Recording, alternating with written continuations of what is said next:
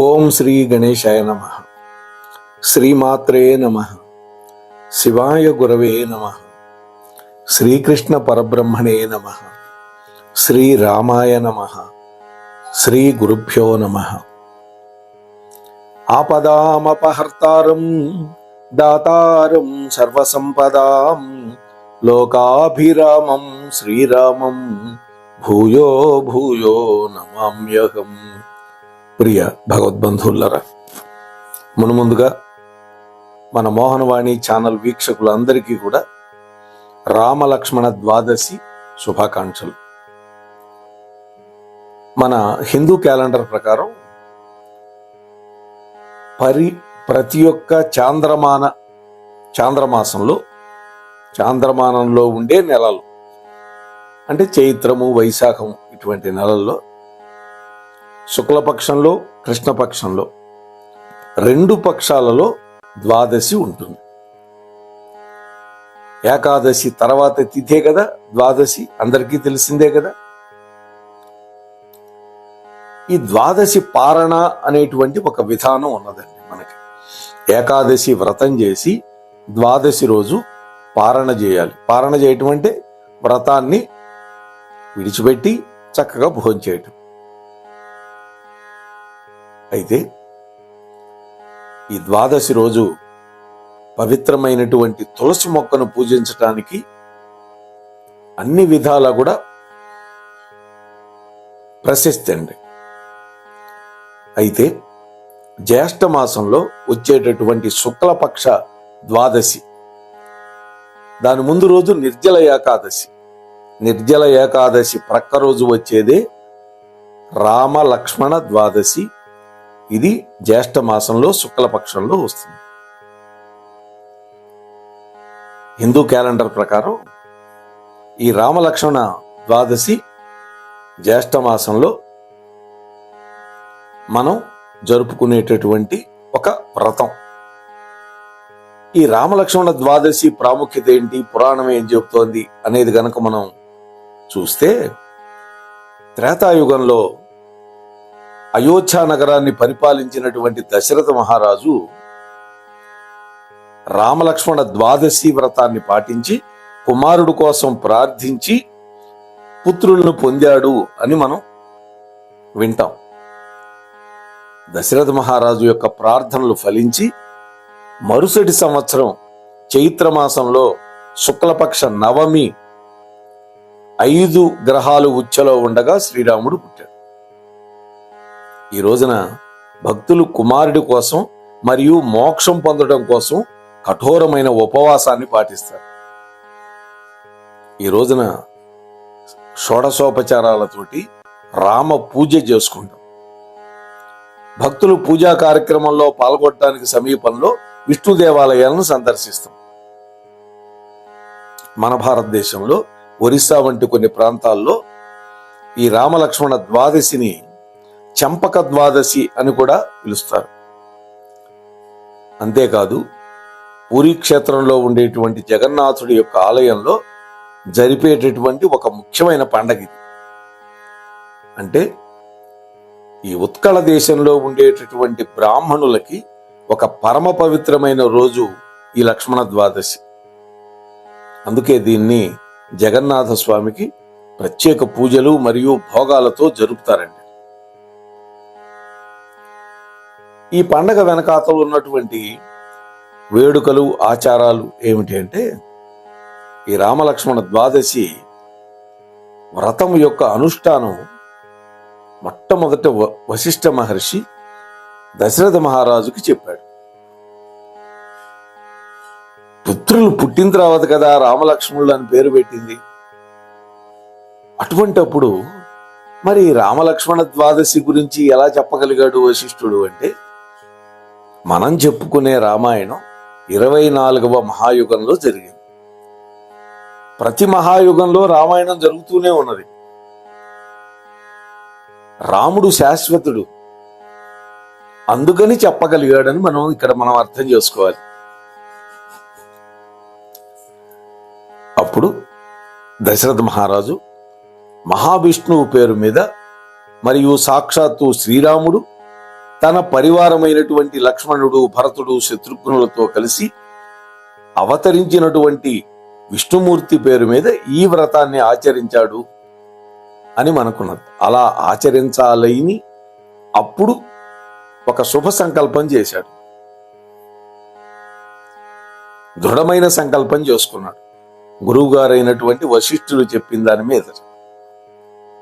ఈ వ్రతంలో ఉండేటటువంటి విధానం మొట్టమొదటిది శుభ సంకల్పం, ఆ తరువాత అష్టాంగ పూజ, దీని తర్వాత కుంభస్థాపన, ఆ తరువాత రామలక్ష్మణ విగ్రహానికి వస్త్రాలు కట్టడం, ఆ తర్వాత 16 ఉపచారాలతో పూజ చేయటం, ఆ తరువాత బ్రాహ్మణులకి, పేదలకి దాన ధర్మాలు చేయడం, ఇవన్నీ ఉంటాయి.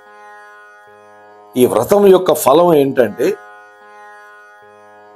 సంతానం లేని దంపతులకి అపారమైనటువంటి సద్గుణాలు, శౌర్యము, కీర్తి, గౌరవం తెచ్చిపెట్టగలిగినటువంటి సంతానం పుడుతుంది. అంతేకాదండి, ఈ పవిత్రమైన వ్రతాన్ని ఆచరించే భక్తులు సకల సుఖాలని, అష్టైశ్వర్యాలని, భాగ్యాలని అనుభవించి ప్రాణాలు విడిచిపెట్టిన తర్వాత, అంటే పాంచభౌతిక దేహాన్ని విడిచిపెట్టి నేరుగా విష్ణులోకానికి వెళ్ళిపోతారు. ఇది మనకి ఈ వ్రతం యొక్క వైభవం.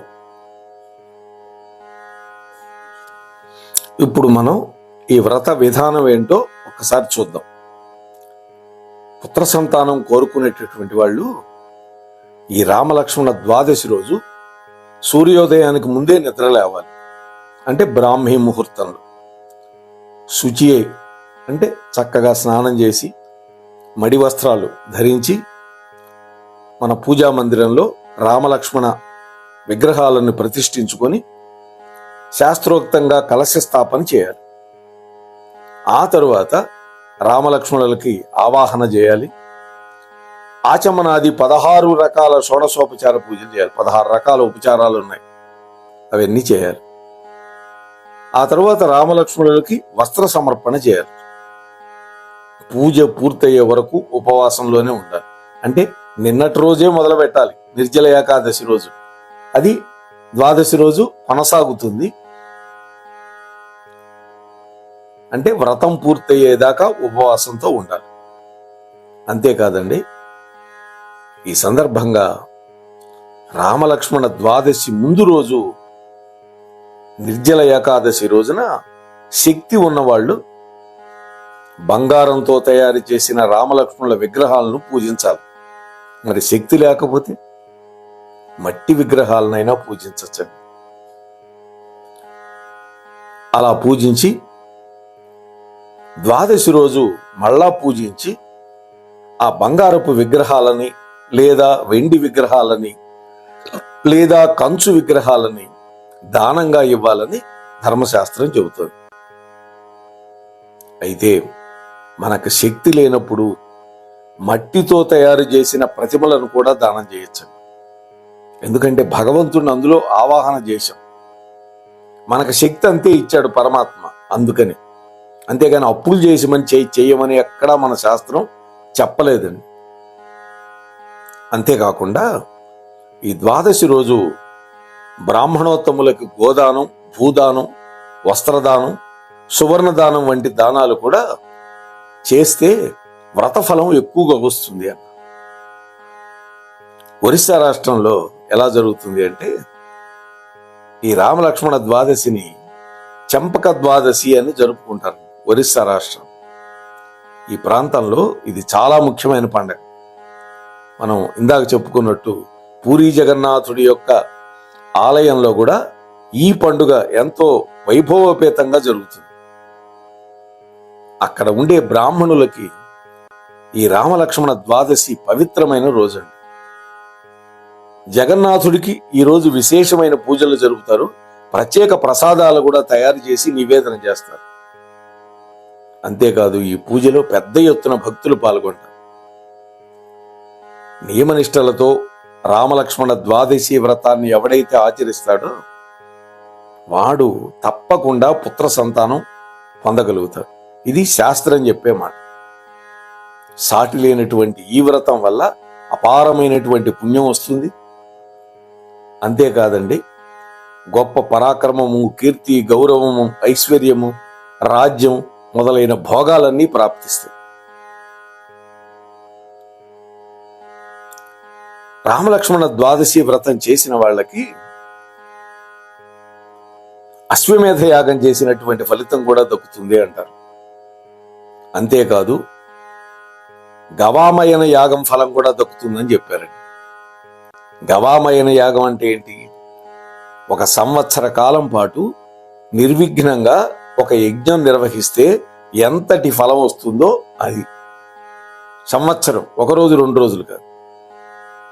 అంతేకాదండి, ఈ వ్రతం ఎవరైనా చేసుకుంటూ ఉంటే అక్కడికి వెళ్ళి చూసి వ్రతం పూర్తయిన తర్వాత వాళ్ళు ఇచ్చే తీర్థ ప్రసాదాలు పుచ్చుకున్నా కూడా అటువంటి వాడికి కూడా సకల సంతోషాలు, శ్రేయస్సులతో పాటు విష్ణులోక ప్రాప్తి కలుగుతుంది.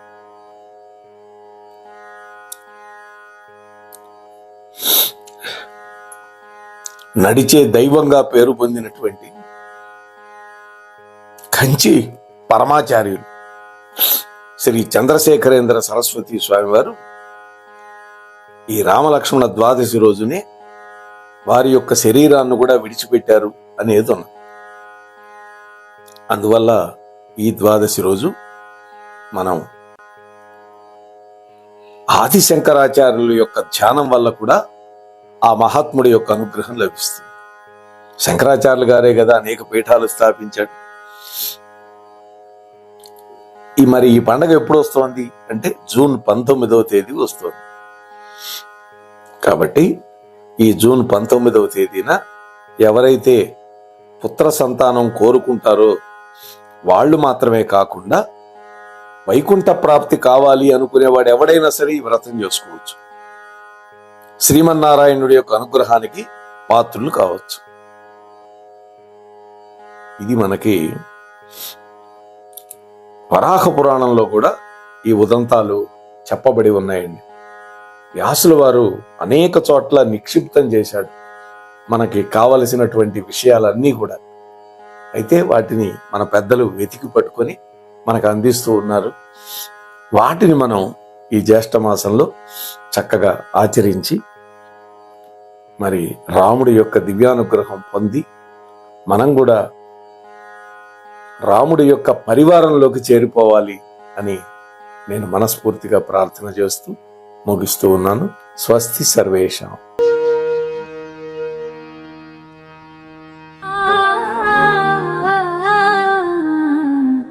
మోహనవా